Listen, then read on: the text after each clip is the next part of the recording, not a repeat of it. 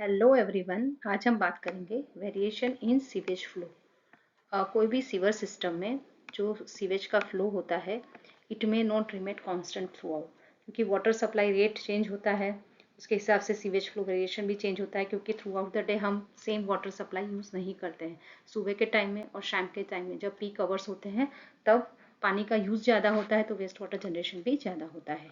So we must no, अगर हमको design करना है तो डिफरेंट टाइप्स ऑफ फ्लो, क्योंकि sewage flow very every hour of the day, every day of the season with the every season of the year. कोई भी season हो, summer season में जैसे ज़्यादा पानी का यूज़ होता है, आवर्स में भी जैसे सुबह और शाम में पीक आवर्स में ज़्यादा यूज़ होता है। So we have to consider many types of flow: average flow, minimum flow, maximum flow, as well as sustain flow. So as you know that कि एवरेज डेली फ्लो जो है, हम 70 to 80% of average water consumption ले सकते हैं। उसके हिसाब से हमारा जो सैनिटरी सीवर है उसका भी जो मंथली वेरिएशन, डेली वेरिएशन या आवरली वेरिएशन होता है वो हमको पता होना चाहिए, क्योंकि हमको डिज़ाइन में सब फ्लो को कंसिडर करना ज़रूरी है। So for areas of moderate size we can express that maximum daily flow average daily flow का 1.5 टाइम्स तक हो सकता है। तो ये 1.5 ये कोई कांस्टेंट वैल्यू नहीं है, प्लेस टू प्लेस वो चेंज होता रहता है। जैसे पिक फैक्टर बोला जाता है। अगर हमको अवरली वेरिएशन निकालना है, मैक्सिमम अवरली फ्लो, तो अवरली में मतलब उसमें ज़्यादा वेरिएशन होने के चांसेस है। जैसे सुबह 6 बजे से लेके 10-12 बजे तक ज़्यादा फ्लो रहेगा, तो as compare to night hours उसका वेरिएशन ज़्यादा होगा एवरेज के कंपेरिजन। तो it may be 2 to 4 of average daily flow. So actually इसे पीक फ्लो बोला जाता है, जो भी हम मैक्सिमम फ्लो निकालते हैं। और we can also find out with the help of peak factor. Peak factor means maximum flow divided by average flow. तो इट इज़ वेरी एसेंशियल कि हमको पता चले कि कौन से आवर्स में मैक्सिमम फ्लो आ रहा है, and accordingly we have to design our particular sewer. This is the graph which is showing rate of domestic wastewater in MLD and hours of the day. As we know that जैसे सुबह जैसे 6 बजे से लेके 10, 11, 12 बजे तक maximum water consumption होता है, तो मैक्सिमम पीक फ्लिक फ्लो भी उसी ड्यूरेशन में होगा। और फिर शाम को जैसे 4 बजे के बाद वापस फ्लो कंजम्पशन स्टार्ट होता है, जो रात को 10 बजे तक रहता है।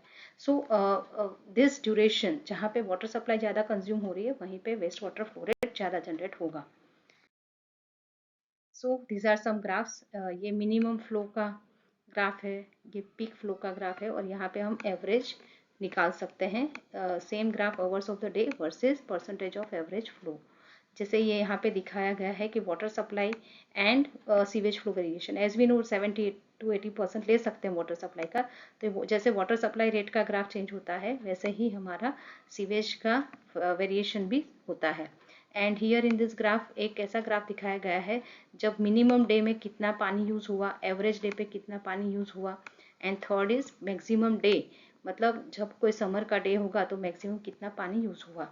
अगर हम ऑन एन एवरेज देखा जाए तो एनुअल एवरेज फ्लो अगर 100 है, तो मैक्सिमम सीजनल फ्लो 120 हो सकता है। जैसे जैसे टाइम ड्यूरेशन कम होता जाता है, वैसे वैसे उसका जो वेरिएशन है उसके बढ़ने के चांसेस ज़्यादा होते हैं। मंथली वेरिएशन की बात करें तो 140 तक जा सकता है। Daily flow maximum it may be 150 to 180, and maximum hourly flow it may be 200 to 300। Maximum effect जो होता है वो ओवरली वेरिएशन में देखा जाता है। जैसे मैक्सिमम फ्लो ज़रूरी है, वैसे मिनिमम फ्लो भी जानना हमारे लिए बहुत ही ज़्यादा ज़रूरी है, क्योंकि अगर वेलोसिटी कम होता है तो उसकी वजह से जो भी सेटलेबल पार्टिकल्स हैं वो सेटल होना स्टार्ट हो जाते हैं, क्योंकि वेलोसिटी कम है तो उसे सिल्टिंग बोला जाता है। वी मस्ट चेक कि हमारे जो मिनिमम वेलोसिटी है, जब मिनिमम ओवरली फ्लो आ रहा है, तब वो अपने आप जो भी सिल्टेड पार्टिकल है उसको क्लीन कर सकती कि नहीं, तो जिसे बोला जाता है मिनिमम सेल्फ क्लींजिंग वेलोसिटी। तो हमको सीवर ऐसे ले करना है कि एटलीस्ट हमको दिन में एक बार मिनिमम सेल्फ क्लींजिंग वेलोसिटी मिले। नॉर्मली मॉडरेट एरिया के लिए मिनिमम फ्लो जो होता है it can be assumed as minimum daily flow 2/3 of average daily flow, and maximum hourly flow which may be 1/3 of average daily flow. Overall effect of variation in sewage flow, it is generally observed more on lateral, because laterally वो है जो directly घर से पानी collect करता है, तो जितना भी वेरिएशन होगा सबसे ज़्यादा इफेक्ट लेटरल पे होगा। उसके बाद जब वो ब्रांच या मेन या सब मेन से मेन में जाएगा तो वो थोड़ा थोड़ा स्टेबल होता जाएगा। तो एज कंपेयर टू मेन या ट्रंक सीवर, लेटरल में मैक्सिमम फ्लो वेरिएशन का इफेक्ट दिखता है, तो यहाँ पे पीक फ्लो होने के चांसेस ज़्यादा है। And as we design the sewers for the peak flow basis, we must know कि कितना पीक फैक्टर हम एज्यूम कर सकते हैं।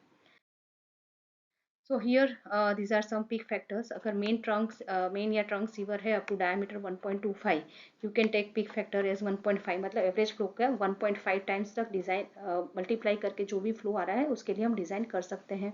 Main sewer up to 1 metre diameter, उसमें हम पीक फैक्टर 2 ले सकते हैं। Branch sewer up to 0.5 metre diameter 3 ले सकते हैं। And laterals and small sewers जिसका डायमीटर 0.25 मीटर के अराउंड हो, उसमें हम 4 ले सकते हैं। और लेटर्स में कभी 4 to 6 तक भी हम जा सकते हैं, क्योंकि वही एक पहला पाइप है जो हमारे घर से पानी कलेक्ट करता है, और जो भी वेरिएशन आएगा सबसे पहला इफेक्ट इसमें ही दिखेगा। जैसे जैसे हम आगे बढ़ते जाएंगे, फ्लो स्टेबिलाईज होता जाएगा, तो पीक फैक्टर हम कम एज्यूम कर सकते हैं। And also this peak factor of the sewer, it is also depending upon the contributory population. So as per our CPHEEO manual, these are the values of population and peak factor.